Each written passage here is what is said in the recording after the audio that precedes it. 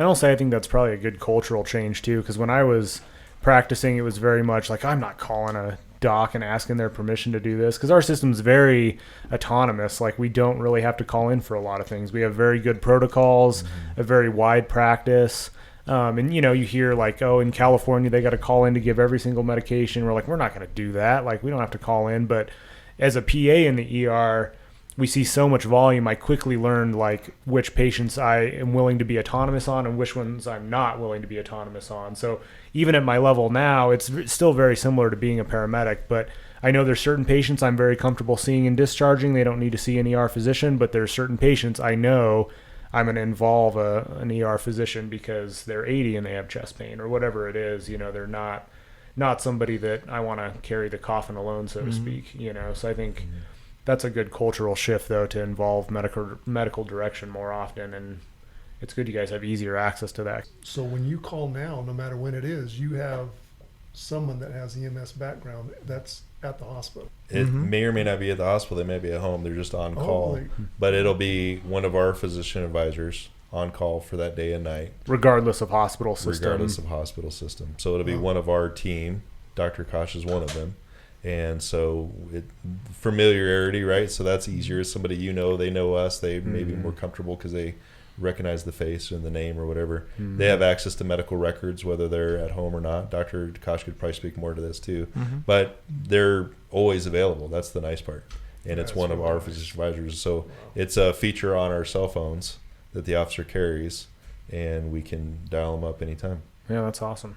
That is awesome. And the mentality that we as the medical direction cadre have adopted is, and realistically it was this way before, but of course, you know, the hospital politics trickle down, and you know, you have to have you have to tell your crews to bring the patient to this facility for this thing, and so on and so forth.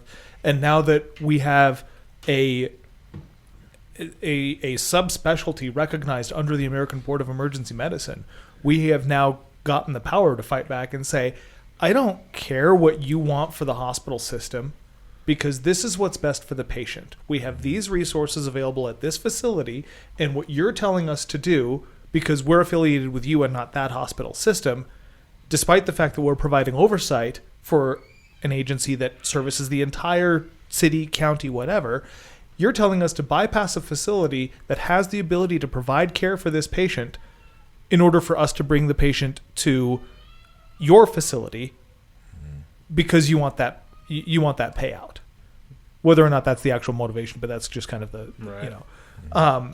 So we have adopted this mentality of, when we're operating in the out of hospital setting, when we're providing that oversight, we are acting as agents of the agency, of the fire department, of the ambulance company. We are understanding, I will say, of the requests of the various hospital systems, but it's about the patient, not about the paycheck. Because at least for us EMS physicians, we don't do this for the money, right? We could have gone into other areas, but this is the passion that, you know, EMS physicians don't. We go into it with the understanding that we're dealing with a model that is not lucrative, that has regular budget cuts and constraints that are placed by the state, by the city, by the county, so on and so forth.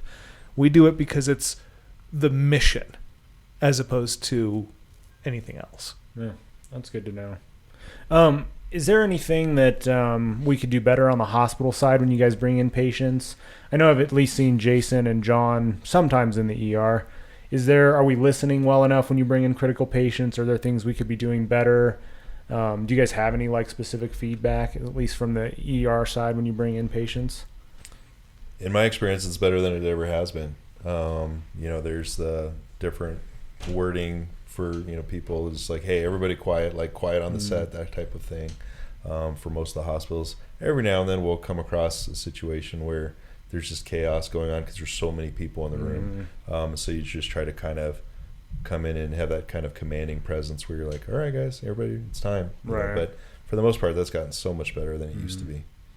Yeah, and especially with big hospital systems, you get multiple physicians in the room, and they may or may not be used to taking report from EMS and other specialties too that aren't as good at taking report and actually listening to the full reports. I always try to give a good amount of time, even to the brand new EMT bringing in the non-critical patient that wants to talk for 10 minutes. I try to let them finish their whole spiel because they need to practice like any of us when we were new. So I try to let them give their whole talk, and then they arrive at the chief complaint at the very end, and I wasn't sure what was pertinent in the stuff they told me beforehand. But well, it's good to know that at least it's a lot better. It's a lot better. And it seems too that there's more opportunity for feedback too, where it's like, oh, I mentioned this and they actually changed it. That's pretty nice. Yeah, that's nice. Anything that you see when they bring in critical patients that are consistently being done poorly or that are being done well, or things that off the top of your head that the crews could change when they bring in critical patients? I will say that there is nothing that I see consistently done poorly. Usually when something isn't as ideal as it could have been, it's very case by case, right? It's not just across the board, this is being done really bad. What I will say is one of the most important things, and those of you that have brought patients into me will know this, if we're in one of the resuscitation bays, the first words out of my mouth when the crew rolls through the door is, I will, just short of yelling, I will say, all hands quiet, EMS has the floor for report, we will take report, and then we will move patient over unless we identify something immediately actionable. And what that does is it allows for that pause of getting all the necessary information that could potentially affect the patient's care in a very short period of time. For example, if a patient's being paced, it's probably a good idea for us to know that and have our pacer set up and ready to go, rather than, all right, let's move the patient over, disconnect this, and oh, wait, they don't have a heartbeat anymore. If there's a pressor going, if there's some intervention in place, hey, we've got an IV, it's really, really tenuous, or there's an IO, but the needle's sticking out like this much and we haven't been able to put a dressing on it, right? Those are the important pieces. So that if there's something like that happening, that needs to be communicated to the receiving team, because that's something that could immediately affect the ongoing care of the patient. Yeah, that used to drive me crazy when I was pacing somebody and the nurse all of a sudden's disconnecting things. And you're like, wait a second. Yep. We don't need to move them over in this exact second here. Give us a second to get everything else set up. Because the nurses don't necessarily, especially in a resuscitation bay, listen to the full report. They're focused on the aspect of care that they are involved in. And same with the techs. They're looking for IVs, seeing if they're not necessarily listening to why the patient's here like we are. So I think getting them all to be quiet instead of just be task oriented for a couple seconds, looking to what sheet they need to yank the patient over, hold on for 1 second. We can all take a breath here. Yep. And that's one of the reasons that I specifically say we'll take report and then move the patient over, is because as soon as that patient hits the hospital bed, what happens? You're done. There's all sorts of activity. Right. People are scrambling to get an IV in place, undress the patient, get the monitor switched over. There's tons of activity. And what does that activity do to the volume in the room? Oh, it increases dramatically. So then what happens to the report that's trying to be given? Right. It's just not Walk very out of the effective. room. Yeah. And it is Walk on out with their head down. it's on the receiving physician, I feel like, to create that calm Absolutely. space, because everybody has different levels of experience. Everybody lives at a little bit different level of being amped up, and if they're already amped up, it usually does not help the situation when they're freaking out about something Absolutely. and they don't call for that quiet. And the thing of it is, we will hear about anything that needs to be done immediately, because hopefully that would be one of the first things that we're told about, right? Hey, we're bagging this patient. We don't know if this tube is where it needs to be because in the last 2 minutes they got really hard to bag. That's an immediately actionable thing.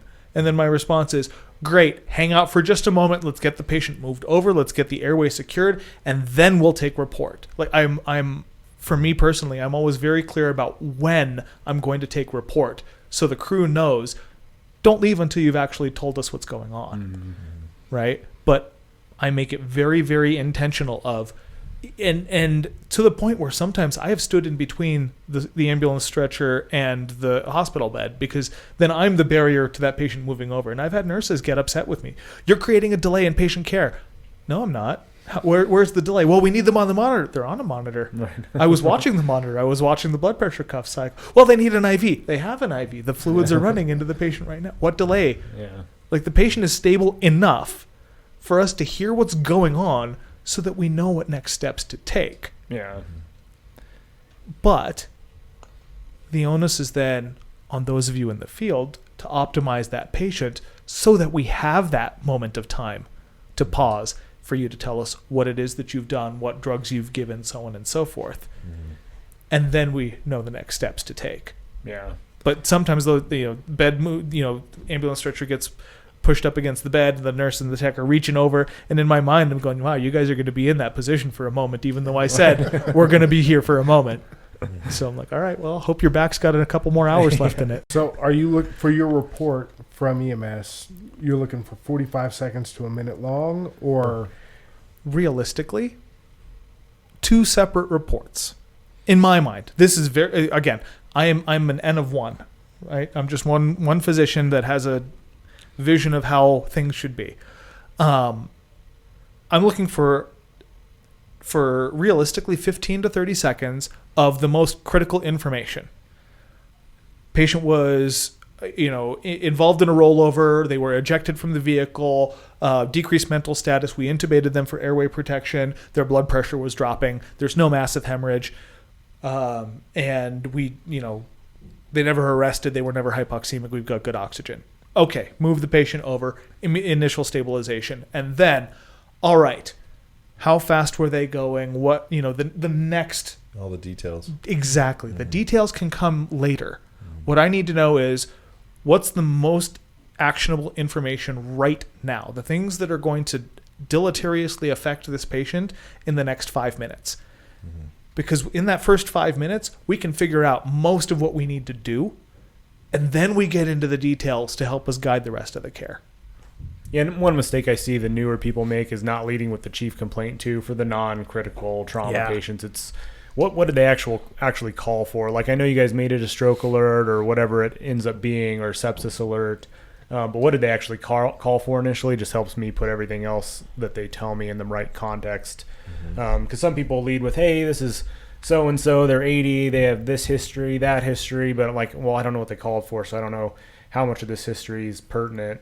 / I'm going to have to look through their whole chart anyway, so I'm going to see a lot of this. So it's the history and allergies and meds they're on. I want to hear like the pertinent stuff, but not really an exhaustive list, at least in the initial report, just because they're 99 times they're going to be in the computer, and I'm going to have to verify everything, because the information, we all know the patient, the information they tell us is usually pretty incomplete. But yeah, it's good for us to kind of take that breath as we're rolling in and go, okay, what is the most important thing here? What's really pertinent to this situation? Because then it just puts everything else. Then I can actually listen better to the rest of it and put it in the right context. And I know what your physical exam means when they called you for chest pain or stuff like that. But And same for a medical command consult, right?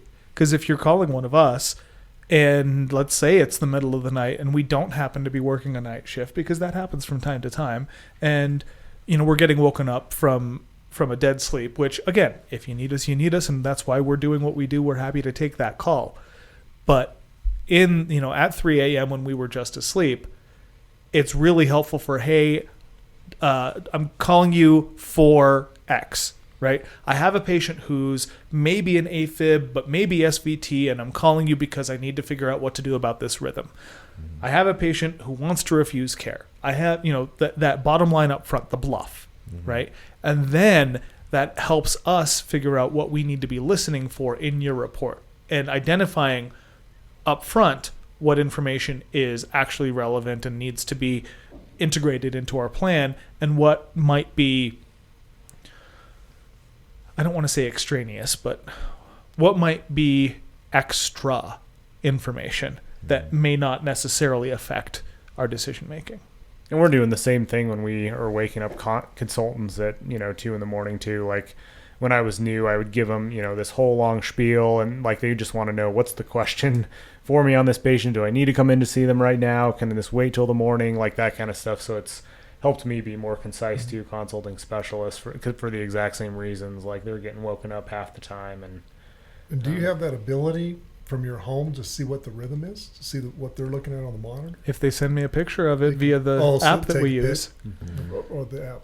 Yep. So upload the EKG Yeah, upload to the EKG app, on and, Mhm. and then That's they see it super real nice. time. Yep. Or they put it on camera, and we Just can take a take a picture look and at the.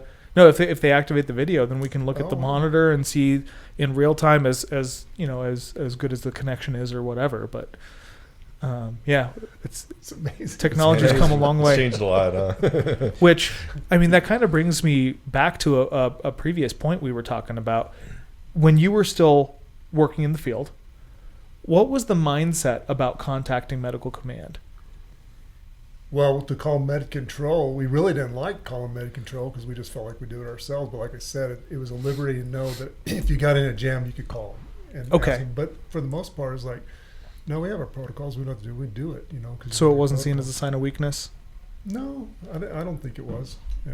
Because, and gentlemen, correct me if I'm wrong, but there are some agencies, there are some organizations in which, at least historically, calling for medical command was seen as a sign of weakness. Am I wrong in that historical presumption? I could see how that'd be thought that way. Yeah. I felt that way. I mean, especially when I was new, I think maybe more on the private ambulance side, it was seen as a sign of weakness. I think you're like, we have our protocols. I can make all these decisions autonomously. I don't need somebody, but but you didn't know who you're going to get on the other end of the radio either. So I Mhm. think that was a big limiting factor when you're going to get Joe Schmo, ER doctor who you've never met before, and you're like, I don't want to ask them for advice. They don't even know what medications I have. So I think the barrier being decreased makes it so much more accessible and easy to do. Has anyone historically been scared when they hear who answers the call on the other end? Oh yeah. Oh yeah. Yes, especially as this they've been around a while. Yeah. Like, oh, Throw some names out regret there. this Sorry, I decision. can't Never Oh my mind. gosh, my attitude just changed, right? And do you feel like, specifically to our system, since we've had the shift to EMS subspecialty board certified physicians providing that medical oversight, do you feel more comfortable reaching out? I think so, and it's always nice when you actually know what this person looks like on the other end. You've had conversations with them, you've done training with them, and I would imagine they're more comfortable with us as well. It's like, oh, this is a face that I've been seeing for the last few years. Mhm. I recognize this person, right? Mhm. Probably a little more comfortable, like, have they been around, as opposed to like, who is that? Should I be Mhm. concerned? And they know our protocols. You know our protocols. You We know write what them. we can and can't do. Right. So it's not. I remember back in the day calling a hospital, and the doc was, "Give them this. We don't carry that. Yeah. Yeah. Well, do this. I can't do that. I'll be there in 5." Right. Yeah. That's usually what it would end with. We'll just get them here, Yeah. right? You're like, why did I even? Yeah. It wasn't really that helpful. It was Right. more of a waste of time. Right. But yeah, it's encouraging to see the new ways we're doing that. I want to shift the conversation a little bit and just talk about how to sustain long-term careers in EMS. We have a lot of senior folks here that have been doing this a while, some retired folks. I'll start with, what does retiring from a long career in EMS / the fire department kind of look like? And I guess towards the end of your career, was there anything you were doing to prepare for that, to keep yourself busy in retirement? I guess kind of expound on that a little bit. Well, mine came sudden because I got injured. I got injured twice, so I wasn't, I didn't have a date set or anything. It just happened to me. But and so it was hard, because you're going, and it's over. So that's kind of tough, the transition. I did have a general contractor's license, so I did some home building. So I did that for a few years after. But it took a while once I left to just to get over it all, get past it all. Because at the stations, you guys know, that red light, I don't know if you saw the red light that goes off up there. I don't know how long it was, years, that there'd be a red light, and I'm looking up to see what the red light, because it would tell you, whether it's an engine truck or special unit or whatever. So you look up, and so that went on for a long time. But as the years progressed, I mean, it's actually really good. I mean, I still drive by, I see, I can remember vivid details of calls that I went on, that, I remember when that happened and that happened. and you just have to get past that and go on. I mean, it gets dimmer with time, but it's always there. Yeah. So, but it's great. I mean, you got to have something else to do, whether that's, you know, a hobby. You know, the guys that are what I call the lifers, if that's just their life, whether it's fire or EMS, I think they're gonna have a tough time when they leave, because the EMS and fire, it's not an identity. If you make it an identity, you're gonna have problems. You got to have an identity in something else, whether that's in your church, a hobby, golf, or whatever. And you got to prepare for it. You got to get ready for that day when it happens. You guys got a ways to go still, but when it comes, you got to have something else to do. Keep you busy. Yeah, that's good advice. I feel like I hear that a lot about retirement. If you don't have anything else going on, you kind of waste away, versus if you've got some other things that take your time, then yeah, you just live in the past and you just talk about the calls. And, you know, there's a camaraderie that we all had at the fire department. You know, even down your partner on the ambulance, you know, guys you work with.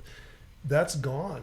I mean, now it's you and your wife or your kids if they're still around, or grandkids or whatever.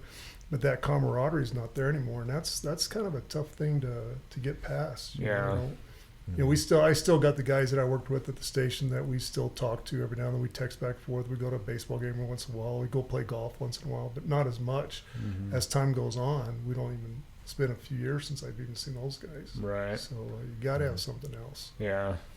Yeah, the camaraderie thing I think is good, because I mean, you know, my wife didn't see that person's brains splattered all over the intersection like I did, and every time I drive through that intersection, I'm like, oh man, can't forget that one, you know. Right. Like she's, you know, just talking away in the passenger seat, and I'm like, oh, see those flowers on that signpost or whatever that they hit going 1,000 miles an hour. But yeah, I do that to my wife all the time. Man, what else right there? I went on over there. And, you know, and you just relive it. You just I always ask, like, do you want to hear these things? Because they may not, you know. Because maybe I don't want to talk about it either, but right. Maybe it's helpful. I don't know. That's one of those things, and this is, you know, when we talk to the I don't want to use the term civilian, but the non-EMS folks, and they find out what we do, or you're meeting someone for the first time. Oh, what's the worst thing you've ever seen? Oh yeah, always. Yeah. And I hate that question, and I hate that we continue to get asked that question, because my response, at least once upon a time, was,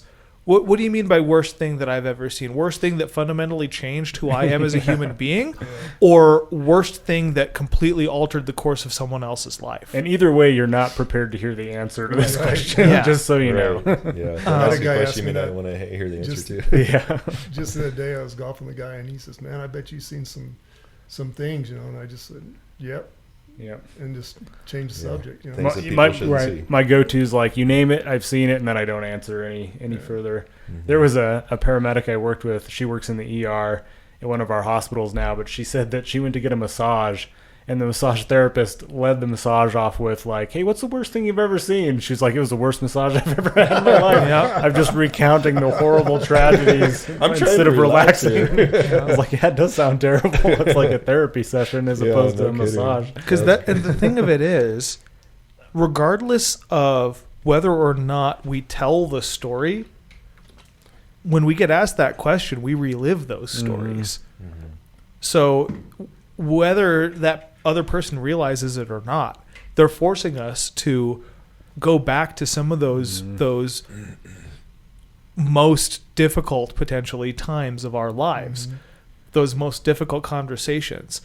You know, there are certain screams of mothers that I will never forget. You know, I will encourage people to, you know, I'll tell them, like, I can give you, you know, like I said, the worst thing for a person, or the worst thing that I personally took, but you need to understand that the next time you ask this question, because I personally, I don't have a problem answering it, but I need you to understand that you might ask this to someone, and that could potentially put them in a very, very difficult mental state.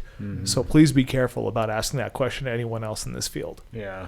And I'll say, I think it's worse being in the field, because it's being in someone's house, like, is way different than the sterile hospital room. Like, we deal with it a lot in the ER just by the nature of the volume that we see. We see maybe more tragedy, but we're a little more insulated from like that visceral response a lot of times, because we're not in their house. We're not telling them, hey, we've done everything we can do. We're leaving them now. You know, you're going to wait for the coroner and, you know, all that whole spiel. Like, we don't really have to have that conversation very often. But there's something different about being in their home or at that intersection or whatever that's a lot more visceral, I feel like. So